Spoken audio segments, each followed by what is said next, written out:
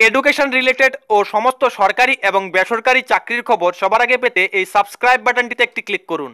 তার পাশে বেল আইকনটিতে একটি ক্লিক করুন আমাদের সমস্ত লেটেস্ট আপলোডের নোটিফিকেশনগুলো সবার আগে পাওয়ার জন্য। কৃতি খেলোয়াড়দের জন্য সিআরপিএফ এর 359 জন নিয়োগ করা হবে। তো এখানে বলা হয়েছে সেন্ট্রাল রিজার্ভ পুলিশ ফোর্সে স্পোর্ট কোটায় 359 জন হেড কনস্টেবল জেনারেল ডিউটি ও কনস্টেবল জেনারেল ডিউটি নিয়োগ করা হবে।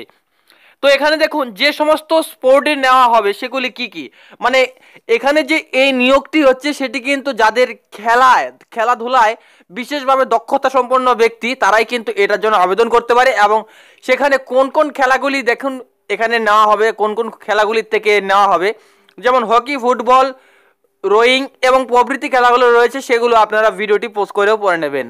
তো এখানে যে শূন্যপদ রয়েছে কনস্টেবল জেনারেল ডিউটি পদে মোট শূন্যপদ 339টি, পুরুষ 295টি এবং মহিলা 44টি।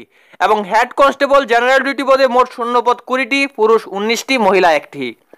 এবং যোগ্যতা কি চাওয়া হয়েছে দেখে নিন। হেড কনস্টেবল জেনারেল ডিউটি পদে যোগ্যতা চাওয়া হয়েছে স্বীকৃত বোর্ড বা বিশ্ববিদ্যালয় থেকে আপনাকে কিন্তু 10+2 বা সমতুল পাস করে থাকতে হবে।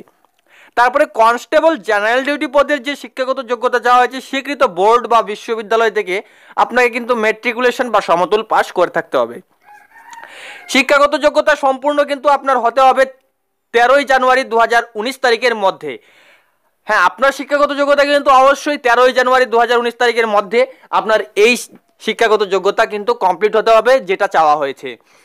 ক্রিয়াগত যোগ্যতা সম্পর্কে বিস্তারিত জানা যাবে নিচের ওয়েবসাইটে। তো খেলাধুলার বিষয়ে যে বিস্তারিত যোগ্যতা সেটার বিষয়ে কিন্তু জানা যাবে নিচের ওয়েবসাইট থেকে। তারপরে যখন বলা হয়েছে যে বেতনক্রম কি রয়েছে, মূল বেতন head constable general duty level 4 অনুযায়ী 25,500 টাকা থেকে 81,100 টাকা। কনস্টেবল জেনারেল ডিউটি লেভেল 3 অনুযায়ী বেতন থাকছে 21,700 টাকা থেকে 69,100 টাকা। সব ক্ষেত্রেই কিন্তু মূল বেতনের সঙ্গে অন্যান্য ভাতাও কিন্তু আছে। তো এর বয়স সীমা কি চাওয়া হয়েছে সেটা একটু দেখে নিন। তো এর বয়স সীমা চাওয়া হয়েছে 13ই জানুয়ারি 2019 তারিখের হিসেবে বয়স হতে হবে 18 থেকে 23 বছরের মধ্যে। সংরক্ষিত শ্রেণীর প্রার্থীরা নিয়ম অনুযায়ী কিন্তু বয়সের ঊর্ধ্বসীমার ছাড় পাবে। তো এর শারীরিক মাপজোক কি চাওয়া হয়েছে দেখুন। পুরুষদের বেলায় শারীরিক মাপজোক অন্তত উচ্চতায় হতে হবে 170 সেন্টিমিটার এবং তপশিলি উপজাতি প্রার্থীদের বেলায় 162.5 সেন্টিমিটার, উত্তর পূর্বাঞ্চলের তপশিলি উপজাতি প্রার্থীদের বেলায় 160 সেন্টিমিটার, গাড়োয়ালি, কুমায়ুনি, ডোগরা, মারাঠা ও আসাম, হিমাচল প্রদেশ ও জম্মু ও কাশ্মীরের প্রার্থীদের ক্ষেত্রে 165 সেন্টিমিটার এবং উত্তর পূর্বাঞ্চলের প্রার্থীদের ক্ষেত্রে 162.5 সেন্টিমিটার। এবং মহিলাদের ক্ষেত্রে যে উচ্চতা এবং চাওয়া হয়েছে সেটা আপনারা ভিডিওটি পোস্ট করে দেখে নেবেন। তো এর আবেদন ফি চাওয়া হয়েছে 100 টাকা। আপনারা আপনাদের আবেদন ফিটি দিতে পারেন cross postal order, demand draft এবং ব্যাংক চেকের মাধ্যমে। আবেদন ফি কাটাতে হবে DIGB GC CRPF Jharoda Kalan, new Delhi এর অনুকূলে।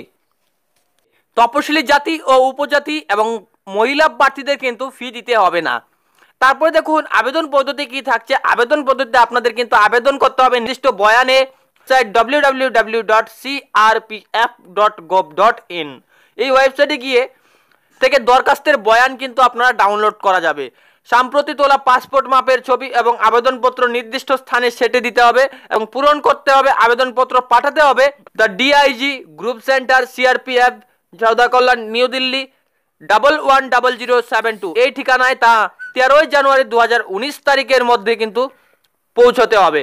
এর উপর লিখতে হবে, আপনারা কিন্তু খামের ওপর অবশ্যই লিখবেন application for the recruitment of sportsman in CRPF against sport quota 2018।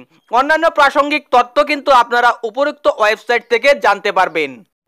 তো বন্ধুরা, ভিডিওটি ভালো লাগলে লাইক, কমেন্ট, শেয়ার অবশ্যই করবেন এবং তার সাথে আপনি যদি আমাদের এই চ্যানেলটিতে নতুন হয়ে থাকেন তাহলে অবশ্যই চ্যানেলটিকে সাবস্ক্রাইব করবেন এবং পাশে থাকা বেল আইকনটিতেও একটি ক্লিক করবেন এই ধরনের পরবর্তী ভিডিও এবং বিভিন্ন সরকারি এবং বেসরকারি চাকরির খবরগুলো সবার আগে পাওয়ার জন্য। তো চলুন আজকের ভিডিও এই পর্যন্ত থাকছে। ভালো থাকবেন, সুস্থ থাকবেন এই আশায় রাখছি।